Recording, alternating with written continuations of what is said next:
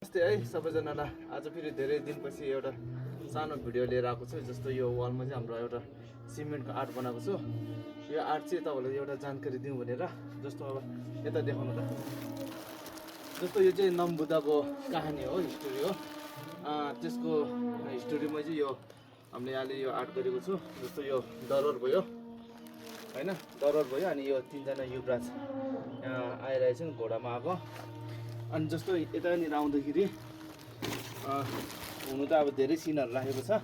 जस्तो अब यो तीनजना युवराजले चाहिँ अब भनौँ न शिकार गर्नु जाँदाखेरि चाहिँ अब यो भुको खान नपाएको एउटा बाघी देखेर अनि बच्चाहरू चाहिँ न्याउ न्याउ गरेपछि यो तीनजनाले चाहिँ देखेको जस्तो अब भनौँ न अब एउटा ठुलो दाइले चाहिँ इसारा गरेको तीनजना देखेको जस्तो गरेर अनि यो उहाँ चाहिँ अब कान्छा भाइले चाहिँ अब त्यो माया करुणा लागेर बाघलाई आफ्नो शरीर दान दिएको है।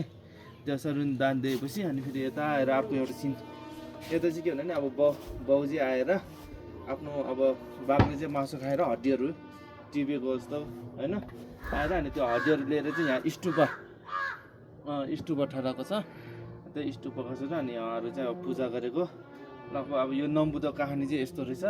अनि जस्तो माथि देवी देवताहरूले फुल छार्ने के गरिदिएको छ है त। अनि यो चाहिँ नम्बुदाको हिस्टोरी चाहिँ अब यस्तो रहेछ। अब यो नम्बुदामा हो अहिले बनाएको छ। लस्तो धन्यवाद है त। तपाईँहरू लाइक सेयर कमेन्ट गरिदिनु होला है त।